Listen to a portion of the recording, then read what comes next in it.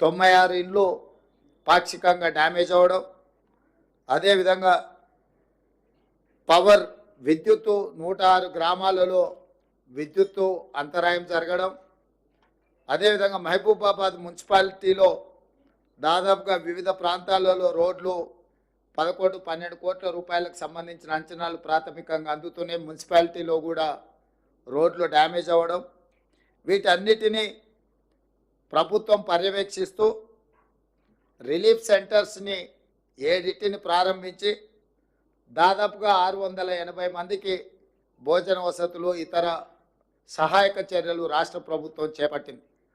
సీతారామ తండా అర్ధరాత్రి 3 గంటలకు వచ్చిన వరద ఉధృతితోని తండలో ఉన్న వాళ్ళని అందరిని కూడా అత్యధికంగా వర్షం వచ్చి అక్కడ కల్వర్టు రోడ్డు కొట్టుకపోయి అక్కడ కారులో 2 చనిపోయి ఆ తండా ప్రజలందరూ బిక్కుబిక్కుమంటుంటే ఎస్ఐ గారు అక్కడికి వెళ్ళి సహాయాన్ని అందించి వాళ్ళందరినీ కూడా కాపాడి ఆ తండాకు అండగా నిలబడ్డందుకు ఆ ఎస్ఐ గారిని కూడా, ఎస్ఐ గారి పేరు నగేష్ అనే ఎస్ఐ సహాయక చర్యలలో ధైర్యంగా వాళ్ళకు అండగా నిలబడ్డందుకు రాష్ట్ర ప్రభుత్వం నగేష్ ఎస్ఐని కూడా అభినందిస్తుంది.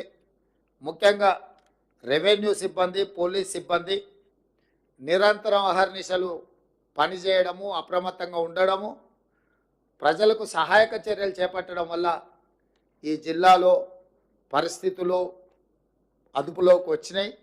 తక్కువ ప్రాణ నష్టం, తక్కువ ఆస్తి నష్టం జరిగింది. అందుకే రెవెన్యూ అదేవిధంగా పోలీస్ అధికారులను, సిబ్బందిని నేను అభినందిస్తున్నా.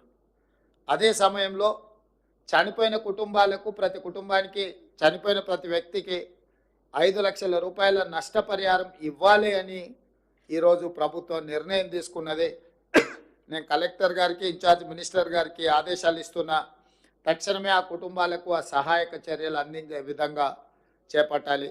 అదేవిధంగా కారేపల్లికి సంబంధించిన ఒక సైంటిస్ట్ వాళ్ళ తండ్రి చనిపోవడం, ఆ కుటుంబాన్ని నేను ప్రత్యక్షంగా ఇప్పుడు పరామర్శించి వాళ్ళ ఇల్లు కూడా కట్టుకునే పరిస్థితి లేదు, ఆ కుటుంబానికి ఇందిరమ్మ ఇల్లు ఒకటి మంజూరు చేయమని కూడా అధికారులకు అదేవిధంగా మంత్రి గారికి సూచన చేయడం జరిగింది. ఇక్కడ 3 తండాలు మర్పెడ మండలానికి సంబంధించి 3 తండాలు ఎప్పుడు అధిక వర్షం వచ్చినా దాని ప్రభావానికి లోనవుతున్నాయి. కాబట్టి కలెక్టర్ గారికి నేను ఆదేశాలు ఇస్తున్నా.